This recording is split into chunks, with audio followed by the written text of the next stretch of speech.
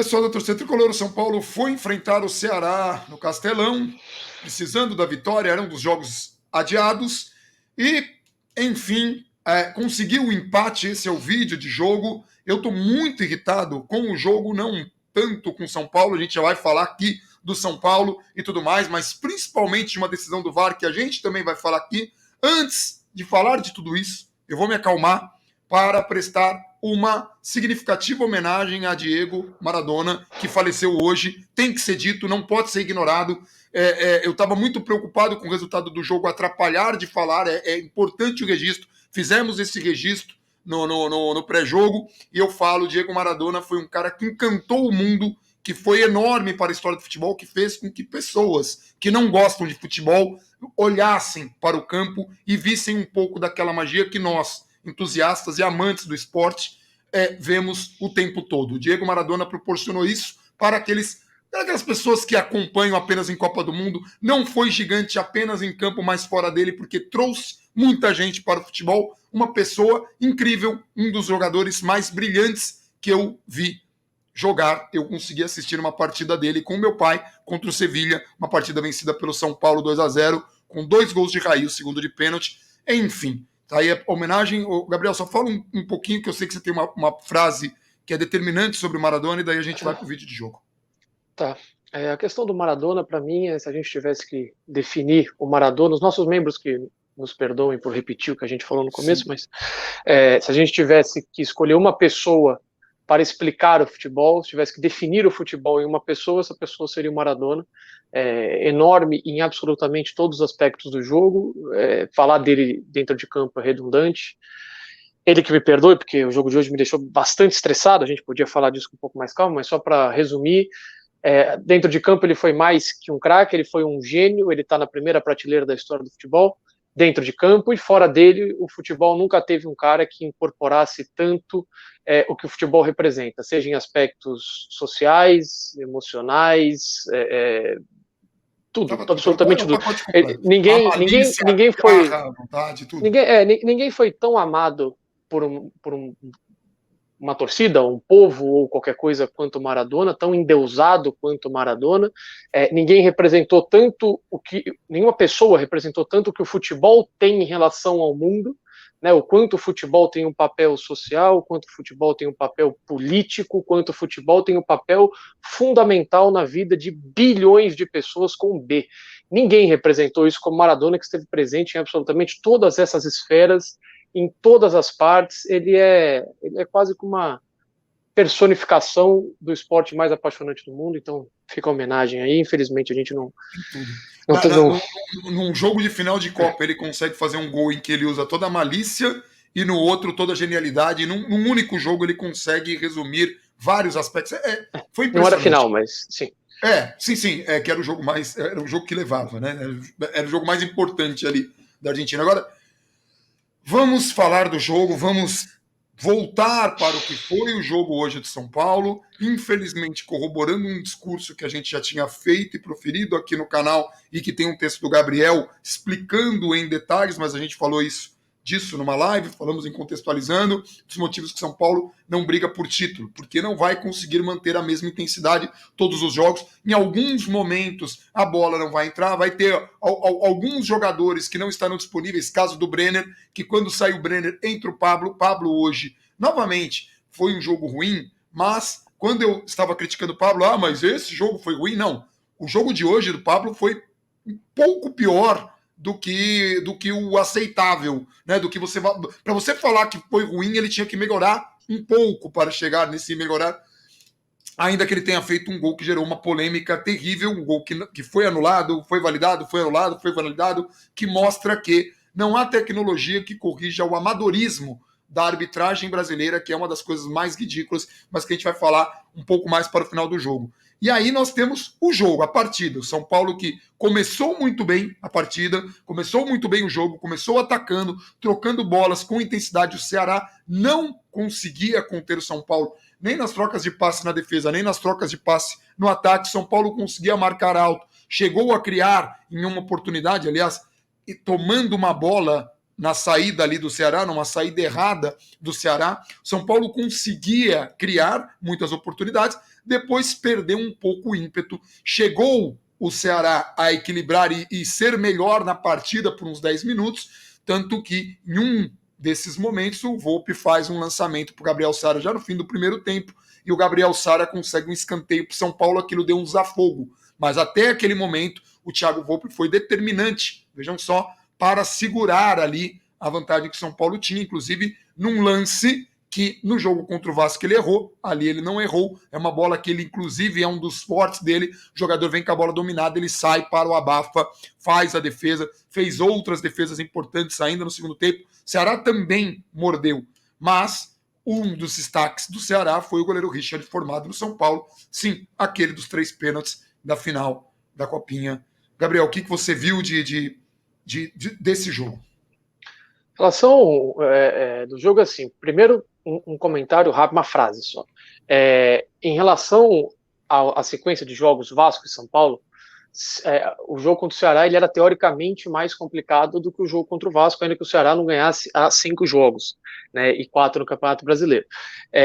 O jogo contra o Ceará fora de casa, o Ceará é um time que tem competido bastante, em casa não tem perdido, pelo menos, tem dificultado jogos, tem dificultado jogos com esse, sem perder em casa, se não me engano. E tem, durante o campeonato, dificultado jogos contra os times que estão na parte de cima da tabela.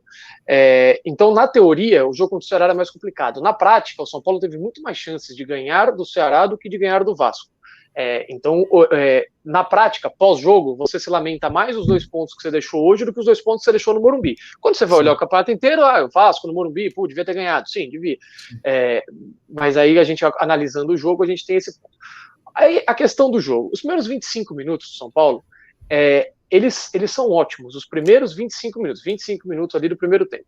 Ele tem, ao mesmo tempo, um mérito e um defeito. Eu escrevi isso no intervalo do jogo. O mérito você estava muito melhor já no começo da partida e você consegue fazer um gol aproveitando o momento em que você está muito melhor. O problema é que esse gol sai aos 10 e o São Paulo depois tem mais 15 minutos estando muito melhor e criando volume de jogo suficiente para fazer outro gol. E aí não faz. E aí você fica com um gol de margem. Um gol de margem é você ter um cara que erra um passe, um lateral que não sobe junto, um cara que se infiltra no meio da área e você toma um gol. Aí você dá margem para isso. O São Paulo não mata o jogo.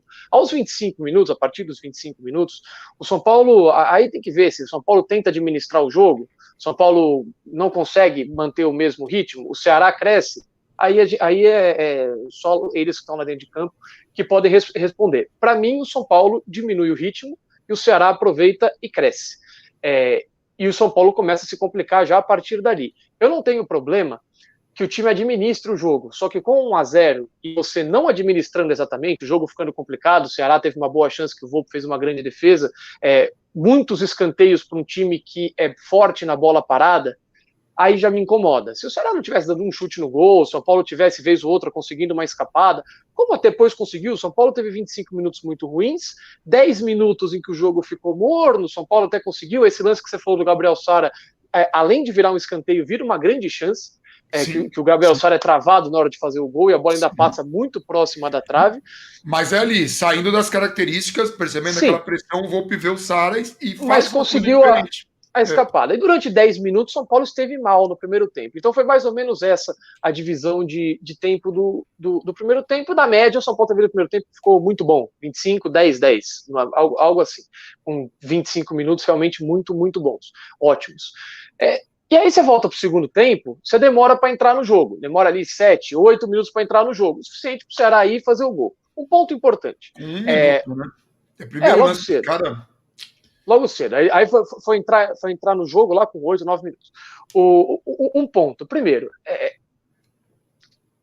eu estou tentando achar uma maneira mais simpática de falar isso, mas você atribuir o gol do Ceará à saída de jogo que o São Paulo tem é muito desconhecimento do jogo. Muito, muito. É um erro assim que é muita má vontade, é muito você querer achar uma solução muito simples para um negócio que não é simples. Ou melhor, que é mais simples ainda. O Pablo erra um passe fácil.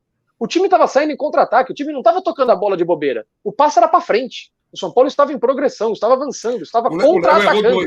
O Léo errou 2 assim no jogo. Sim, Léo errou dois. só que os O próprios do Léo passes do foi Léo saída de bola. também foi saída de bola, mas e muito para óbvio. frente, também não era Sim. saidinha. Não era Sim. saidinha. O São Paulo não vai pegar a bola na intermediária sem pressão e vai dar um bico lá. Aliás, nenhum time faz isso. Quando tá com saída de bola na intermediária sem pressão. Então, o São Paulo não tá ali tocando a bola. Vamos tocar aqui, que nem a gente faz, para tentar tirar a pressão do adversário ou quebrar a marcação e sair em contra-ataque.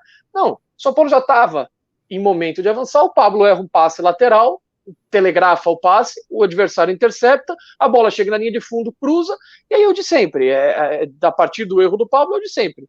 Bola vai lá para a esquerda, o Reinaldo não sobe com o jogador, tinha dois caras do Ceará na área. Um deles era o que estava para receber a bola, o outro se infiltrou.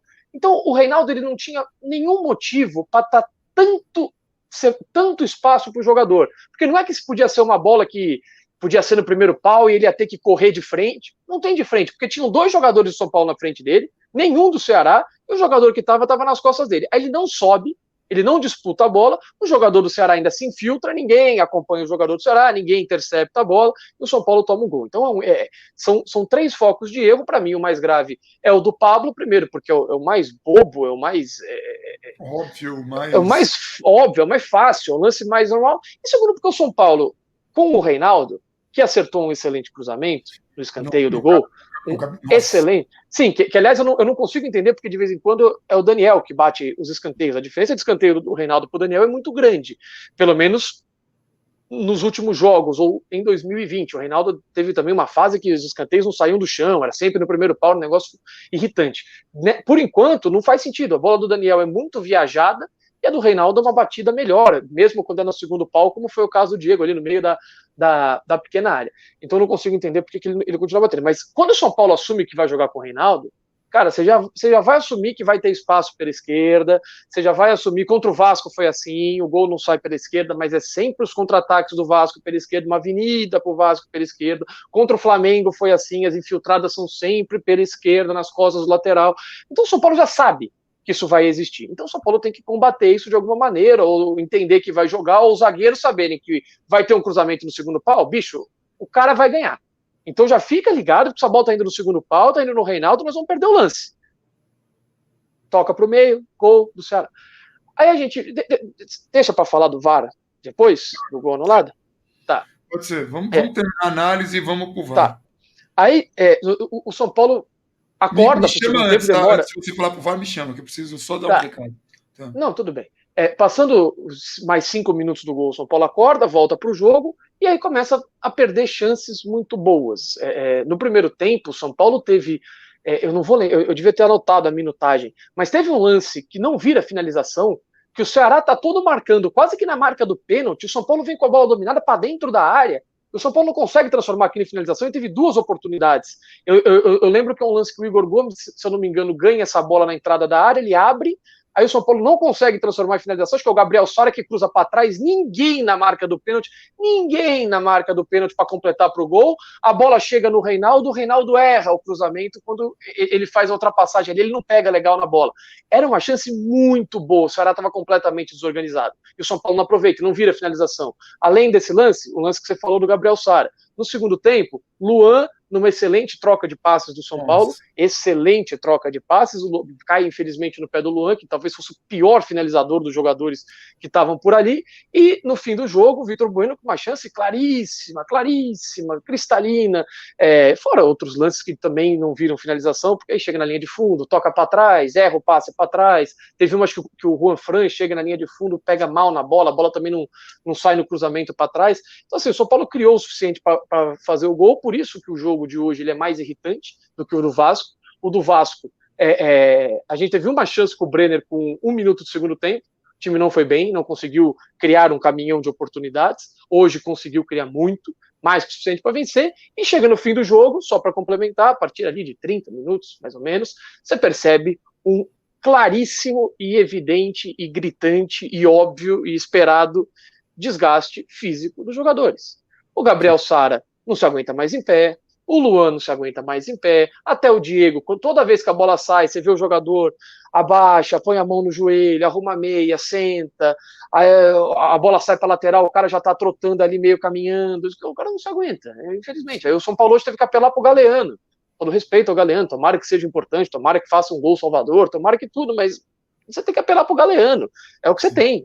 Por que não troca? Por isso. Infelizmente é por isso. Você não tem o Brenner, o Pablo, que vinha entrando para no segundo tempo mudar as partidas quando o São Paulo precisava fazer alguma alteração. Hoje já estava em campo, você não tinha o Brenner, aí você tinha opção lá, você tem o Trellis, você tem o Galeano, o que você tem o Vitor Bueno, você não vai ter jogadores fantásticos, não, se botar esse, pô, muda o jogo, então pode tirar o Gabriel Sara, que é uma das coisas que corroboram, porque o São Paulo não está brigando pelo brasileiro, que tem tantos jogos, tanta sequência. São Paulo não tem descanso, jogo de meio de semana. São Paulo já não poupou nos jogos que podia poupar, não é da característica do técnico e é um dos defeitos do técnico, por isso também que a gente fala que o trabalho de Diniz é mediano. Ele não tem grandes peças, ele tem grandes peças, mas eles não têm na quantidade que ele precisa, e ele não consegue administrar a rodagem do elenco e manter o mínimo nível. E ele não soube escolher alguns jogos que ele podia ter rodado o elenco. A gente apontou esses jogos aqui, que o Diniz... E é um dos motivos também que a gente fala do Diniz ser mediano, apesar de ter feito um trabalho muito bom em alguns aspectos. Tem um trabalho muito ruim em outros.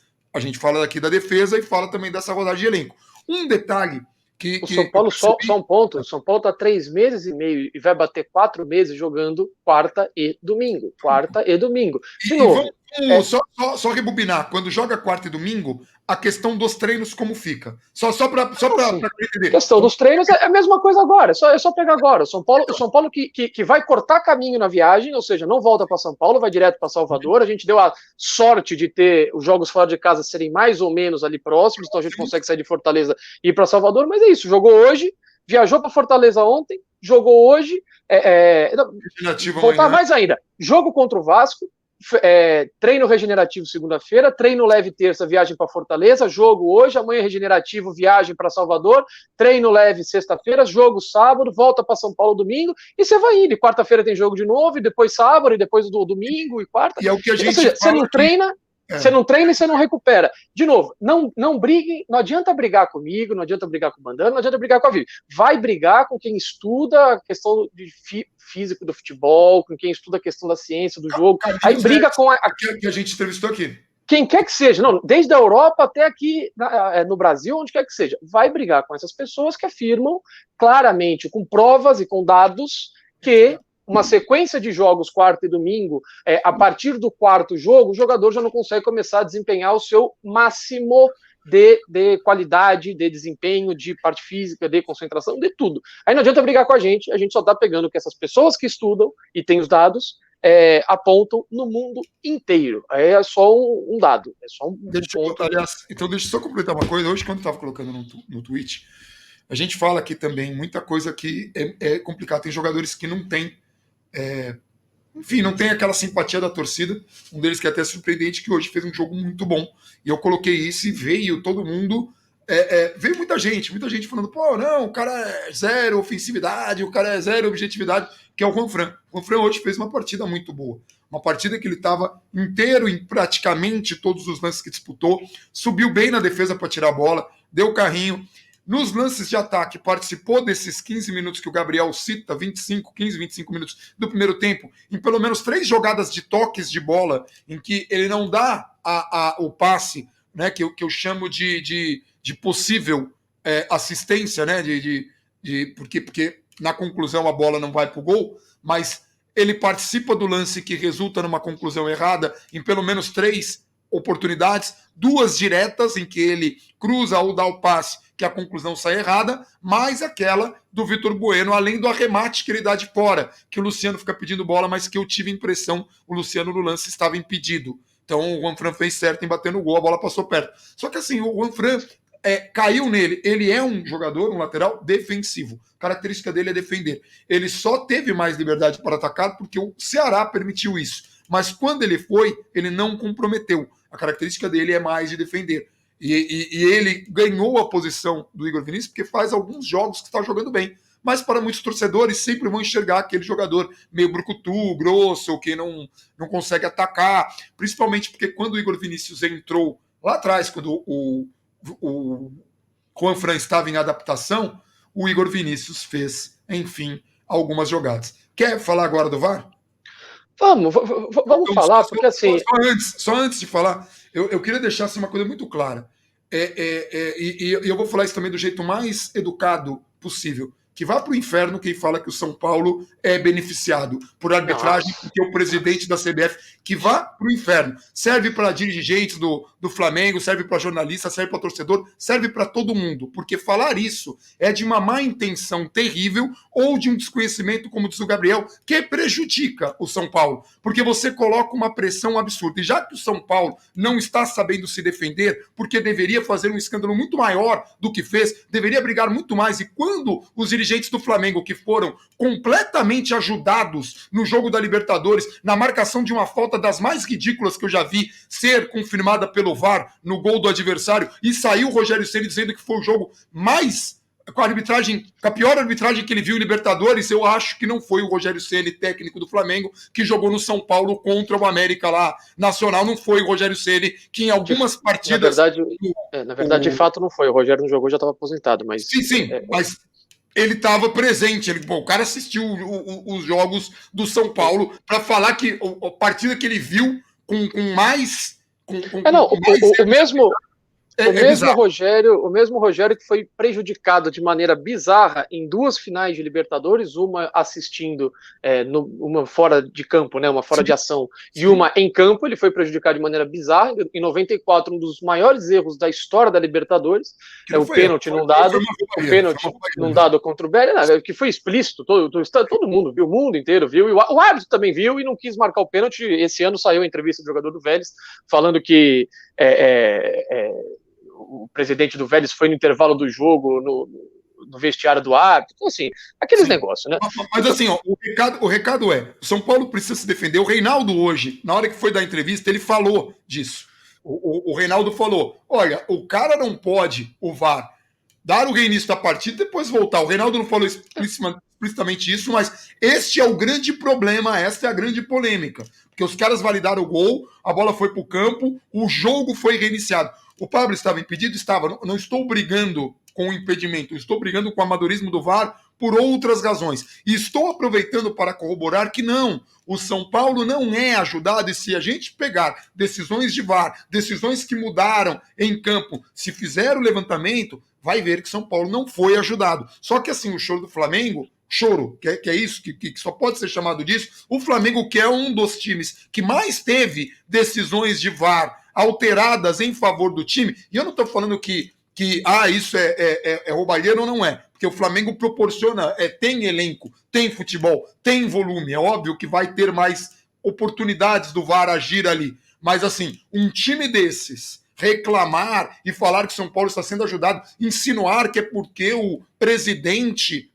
hoje a gente viu mais um lance lamentável. Nós temos o único caso de imagem do VAR que sumiu, ninguém viu, ninguém sabe onde está, ninguém viu. Nós temos a única imagem de VAR reconhecidamente, né? Foi reconhecido, olha, aqui erraram a linha. Sabe quando? Na última derrota do São Paulo. Na última derrota, há 13 jogos, contando de hoje, há 13 jogos contra o Atlético Mineiro, quando o São Paulo fez um gol, não valeu aquele gol que mudaria a partida, e o São Paulo tomou 3 gols. Então, assim, naquele jogo, erramos o VAR aqui. Ué, mas o São Paulo não tem a ajuda do presidente? Cadê a imagem do gol do Fortaleza? Já tem? Do gol do Fortaleza. Não tem a imagem. Aí, olha, não pode a imagem porque é ultra secreta, é a KGB, a CIA, a Interpol, ninguém pode saber. É segurança nacional. O presidente já mandou selar a imagem. É um negócio ridículo. Então, assim, que vá para o inferno todo mundo que venha com essa teoria, porque na prática o São Paulo está sofrendo. E na prática o São Paulo é uma equipe que tem um elenco curto, como a gente fala, que quando perde um jogador sente, quando perde um Sara sente, quando perde um Brenner sente, quando perde jogadores de qualquer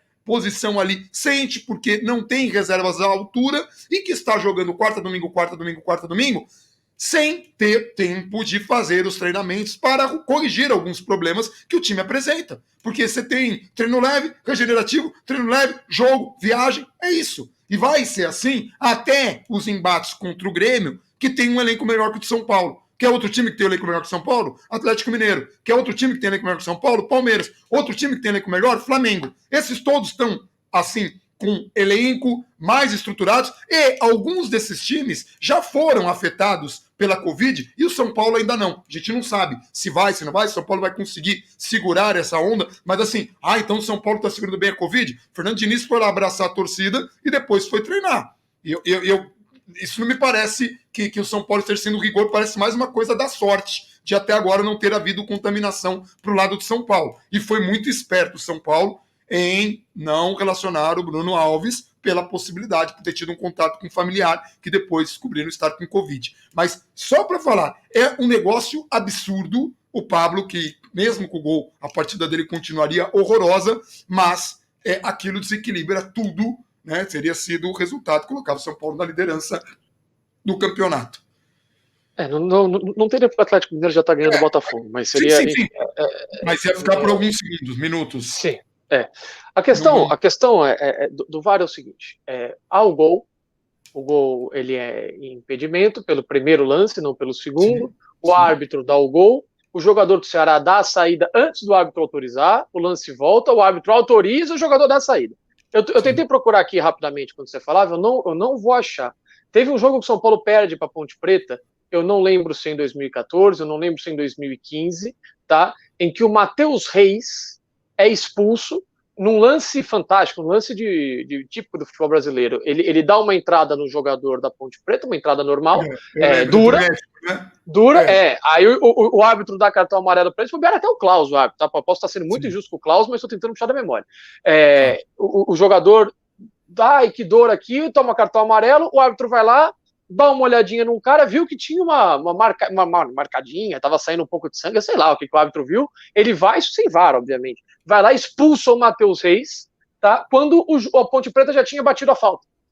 O jogador já estava lá no chão, a Ponte Preta põe a bola no chão, bate, já era lance ali não era lance que precisava de autorização, era lance de jogo, o árbitro não precisa pitar a cada segundo do jogo, a Ponte Preta põe no chão, bate, o juiz para depois, fala, não, peraí um pouquinho, volta, deixa eu olhar aqui, expulso. Aí ele vai lá e o São Paulo nem pede, e também aqui no futebol brasileiro. A questão assim, depois do que teve o Campeonato Brasileiro de 2009, e como a gente sabe das coisas que funcionam no futebol do Brasil, que se cria até narrativa de que o São Paulo é beneficiado. Aliás, só para falar rapidamente do árbitro, 6 minutos de acréscimo, 6 minutos de acréscimo. O VAR ficou parado por 4h45, tiveram 1.066 alterações, que demoraram 200 horas para acontecer, teve atendimento do Luciano, teve atendimento atendimento do Vina, teve não sei o que, aí tem cera, os jogadores se desentendem, aí tem empurra, aí tem não sei o que, 6 minutos. Tá bom. São Paulo e Fortaleza na Copa do Brasil, que o VAR ficou parado 10 minutos, ele dá 9 de acréscimo.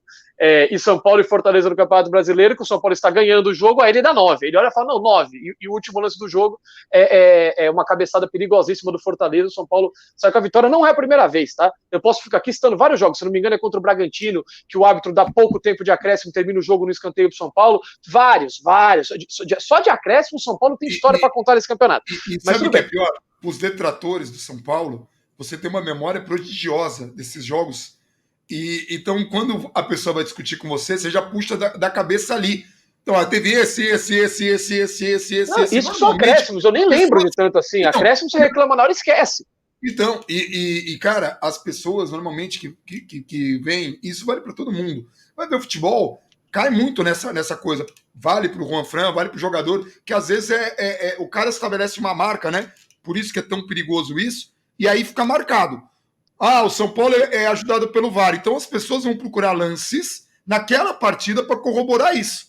Então, por isso que essas pressões funcionam e por isso que elas precisam ser combatidas. Porque se você coloca um apelido num time, num clube, num jornalista, num treinador, o treinador não consegue se desvencilhar. Até hoje. O fraco, covarde, retranqueiro que pegou no Aguirre, o professor... Eu não sei qual que é o do Diniz.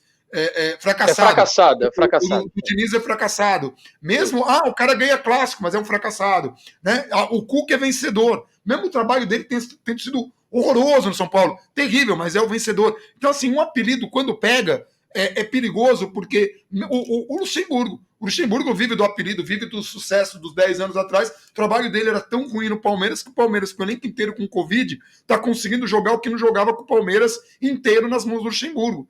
E tinha gente que defendia o Luxemburgo no São Paulo, que é técnico que não consegue. O Abel Bom, o Abel a gente viu no Flamengo, agora a gente está vendo no Inter, então não preciso nem falar muita coisa. Mas o apelido, quando pega, é muito perigoso. Então, São Paulo precisa se desvencilhar disso.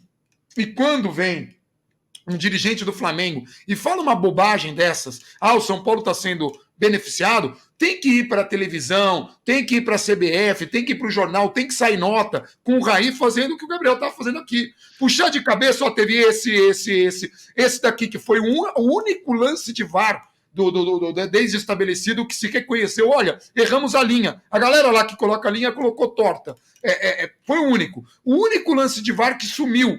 Também foi lance que prejudicou o São Paulo. Mas tem que falar isso na hora. E falar, e cobrar. Quando foi? Quando foi que o São Paulo foi beneficiado?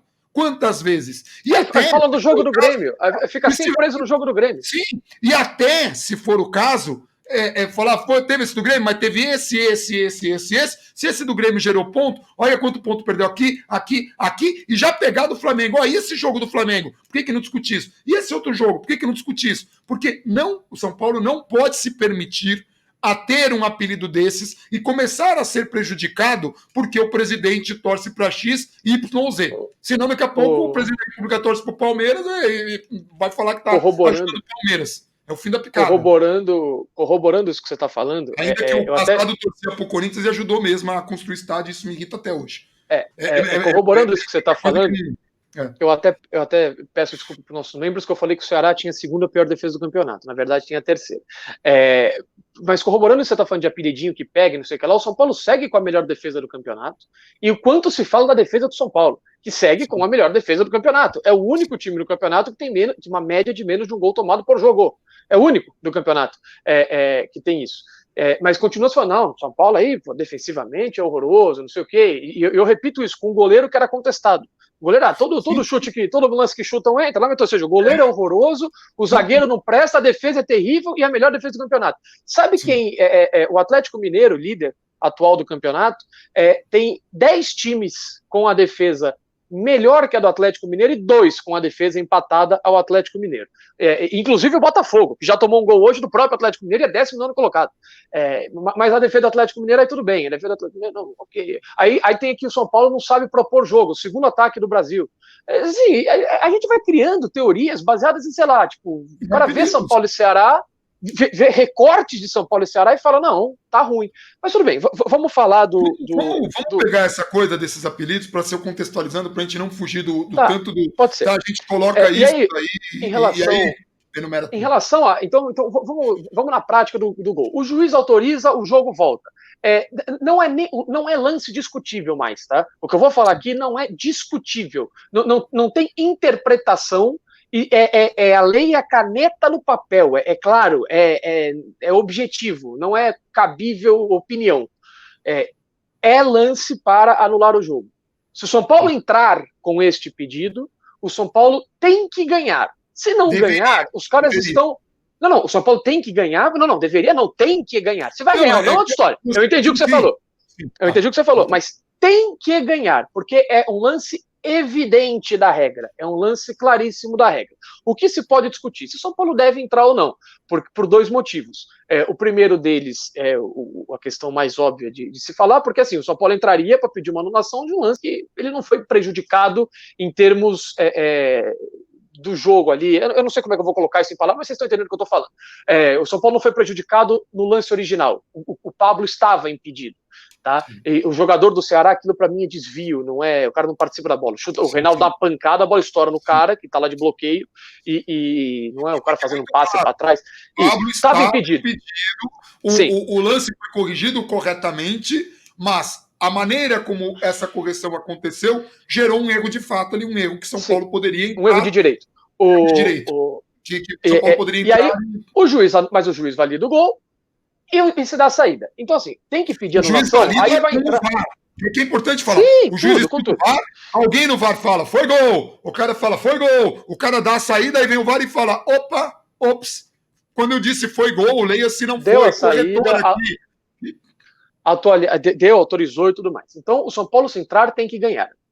A gente pode discutir se ele deveria entrar porque não foi prejudicado, mas arrei. A grande questão é que, assim, o problema é impressionante como as coisas têm acontecido só com São Paulo. Sumiu imagem de gol, São Paulo. Erraram a linha, São Paulo. Deram um gol, mandaram voltar, São Paulo. Nenhum desses lances está beneficiando o São Paulo. Depois que a bola já tinha sido reiniciada, sim, que a regra não permite. Exato. Tudo é o beneficiado São Paulo. Então, a grande questão é o seguinte: deveria pedir, se ele foi prejudicado? Aí você vai pegar lances em que o Atlético Mineiro tem o gol lá anulado, aí você tem um lance que, pro futebol brasileiro, no futebol normal não, mas pro futebol brasileiro, teve pênalti no Igor Gomes e um lance altamente discutível de VAR, porque para mim a bola já tinha saído do pé do jogador há muito tempo, no gol de empate do São Paulo ainda no primeiro tempo. Tem os acréscimos do jogo contra o Fortaleza. Luciano reclama de um pênalti, e no lance que o Pablo toma a bola do jogador, o Pablo acerta a bola, mas ele vai por trás do jogador, ele acerta a bola e o juiz dá falta. No lance do pênalti, e o Luciano fica pedindo pênalti, o cara nem para consultar VAR nem nada. O Luciano mostra a marca. Eu tô falando de lances subjetivos, assim. Então, assim, quando o São Paulo é prejudicado, e de novo, as pessoas só sabem falar do tal do jogo do Grêmio, porque o jogo do Grêmio, não, porque o jogo do Grêmio, e a gente fica aqui enfileirando lances em que são todos contra o São Paulo, soco do Jô, ninguém viu. Um soco do cara, ninguém viu, aí vai para julgamento, não tem imagem clara, o Jô pediu desculpa. Então, assim, todos os lances contra o São Paulo, de VAR e não sei o que lá, são contra o São Paulo e prejudicando o São Paulo. Tá? Com o que está na regra, está sendo prejudicado o São Paulo. Então, assim, é mais ou menos o que o Vitor Birner falou no linha de passe. Você combate uma vez, 2, 3, 4, e toma. Dessa vez, se o São Paulo pedir, o São Paulo está, inclusive, dentro da regra.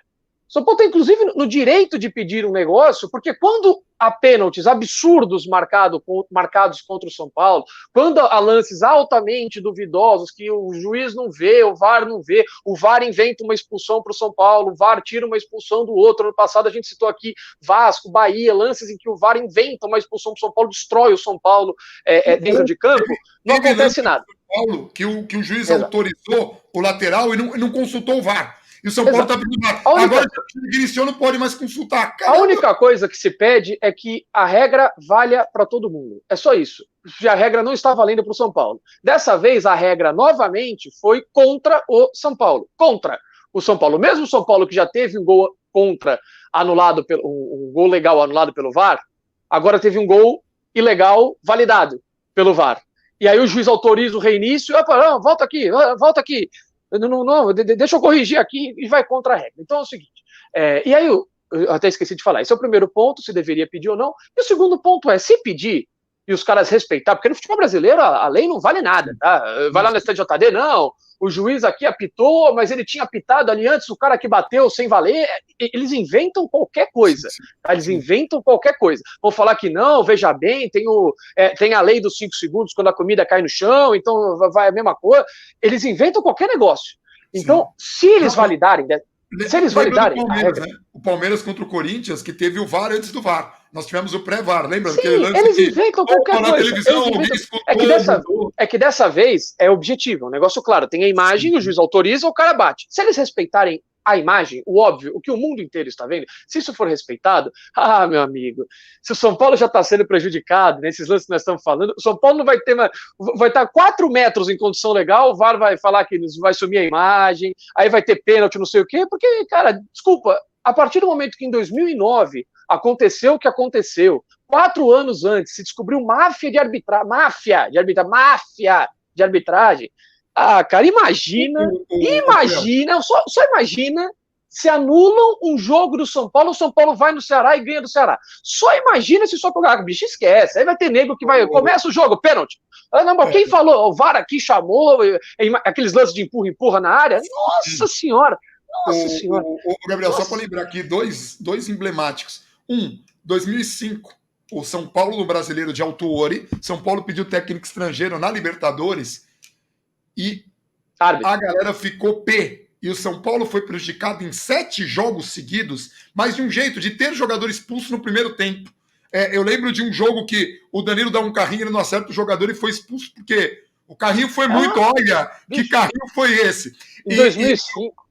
2005. E teve outro em 2009, frase do Ricardo Teixeira: São Paulo não ganha mais nada a partir de agora, depois da briga com o Juvenal.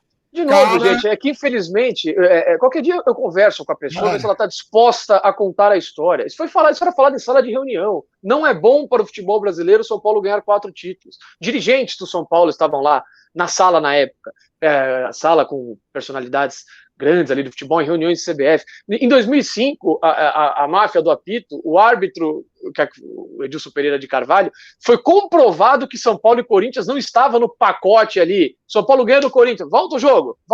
Não, mas tá comprovado que não tem. Volta. Aí teve um que foi, ele foi pago para ajudar o Juventude, o Figueirense ganha o jogo. Volta. Futebol brasileiro, cara. Futebol brasileiro. Isso a gente não falando de times cariocas, né? Sede CBF. Eu lembro do caso do Ronaldinho Gaúcho que o cara falou, do Ronaldinho Gaúcho não, foi atacante do Corinthians 200 mil vezes. Wagner Love. Wagner Love. O Wagner Love que o cara fala, se a trancinha fosse de outra cor, você ganhava. Não, tem o cara da STJD agradecendo o Wagner Love pelo título.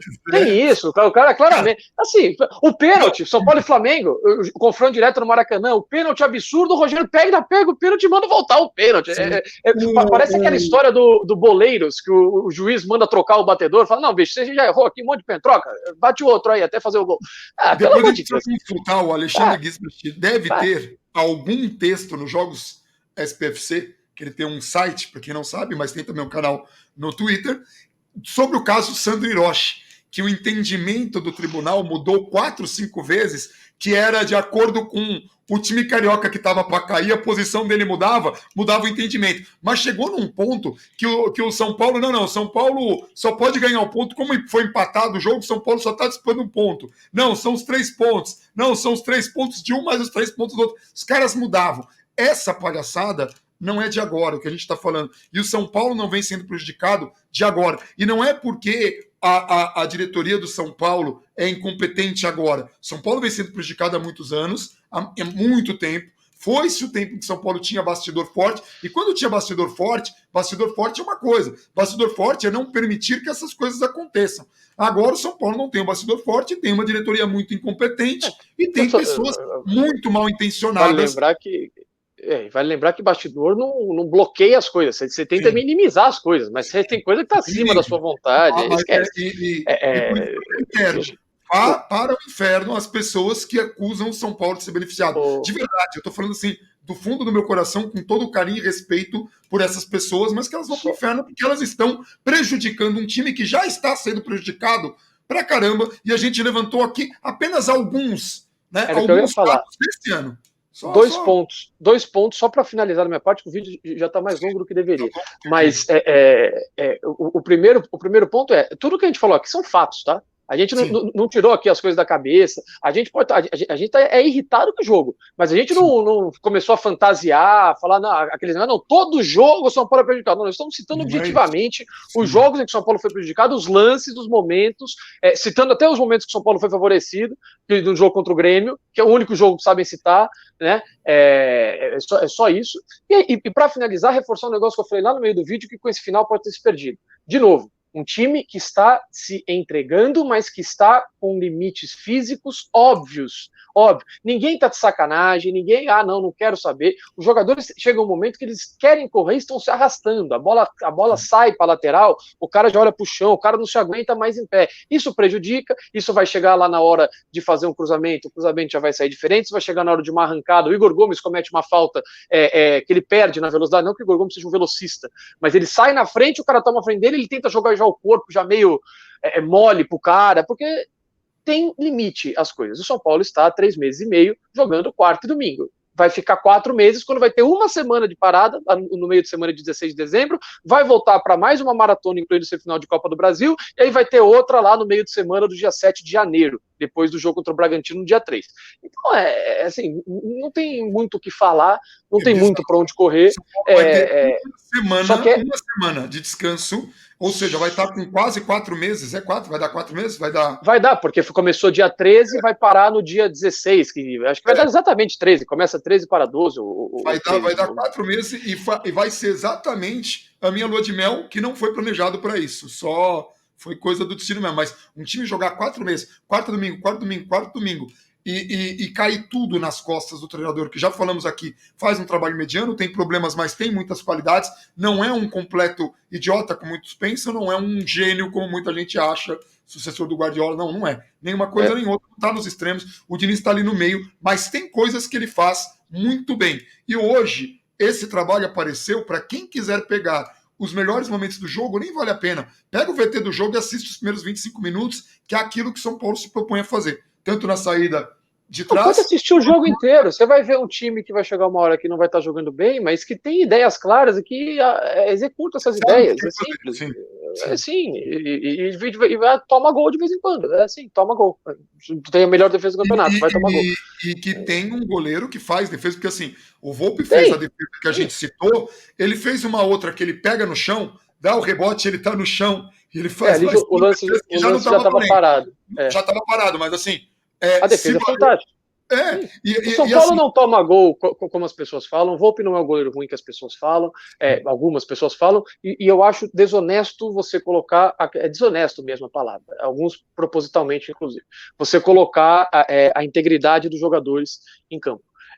A integridade do time, assim, não, esses caras não querem nada com nada, não estão correndo, já tive um monte aqui, eu não tenho mais paciência para essas coisas, pelo menos em rede social, isso é para acabar com a sanidade mental de qualquer um, eu já bloqueio, porque é uma questão de desonestidade, e não dá para ficar discutindo baseado em desonestidade. Você só perde para o Mauro César, e olha lá, hein, não sei, eu precisaria fazer aí. Não tem, o cara falando aqui, começou a pipocagem, time de pipoqueiro, não querem nada com nada, tudo vagabundo. O cara me marcou aqui, eu agradeci ele e falei, obrigado, porque assim eu já tiro da minha frente que não fica mais pipocando essas coisas aqui, eventualmente, na minha timeline. É simples. Eu até entendo, e assim, entenda uma coisa, os blogs do Gabriel ajudam ele a fazer o trabalho dele, porque você vai lendo isso, você vai ficando contaminado, cara, você não consegue raciocinar. Não, eu consigo separar, só que o tempo que eu posso estar discutindo com alguém que não é desonesto, eu tenho que estar perdendo a minha paciência num jogo que eu já estou absolutamente irritado com um cara. E pior, que muitas vezes é o fakezinho, São Paulo depressão 1000 graus, não sei o quê. É muito legal. Eu crio aqui um mural, eu falo a bobagem que eu quiser, eu falo o que eu quiser, não aparece minha cara, não aparece nada, eu só sou desonesto. Eu sou simplesmente desonesto na internet. É isso que acontece. Que o Ale falou na live de ontem, que ele nem segue, né, essas pessoas que não têm cara. Tem algumas que são até desonestas aparecendo a cara. Tem algumas até aqui nesse site, mas daí é outra história. Tá bom. Bom, vamos encerrar o vídeo por aqui. Um vídeo enorme, mas teve aí a justa homenagem que eu reitero aqui. Maradona, um gênio, acho a personificação do futebol, como colocou bem o Perecini. Um cara que conseguiu encantar amantes de futebol e civis, que eu chamo de civil todo mundo que não entende futebol. E, aliás, tem muita gente que não entende futebol que quer opinar e politizar a morte do Maradona, que vão para o inferno essas pessoas também, porque não entendem nada. Você quer dar palpite algo que você não entende, você é só um idiota. Mas é isso. Então tá bom. Vídeo longuíssimo, mas a gente precisava explicar. Sexta a gente volta para falar desses apelidos, dessas coisas, dessas, enfim. Um abração para todo mundo e... Vamos, São Paulo.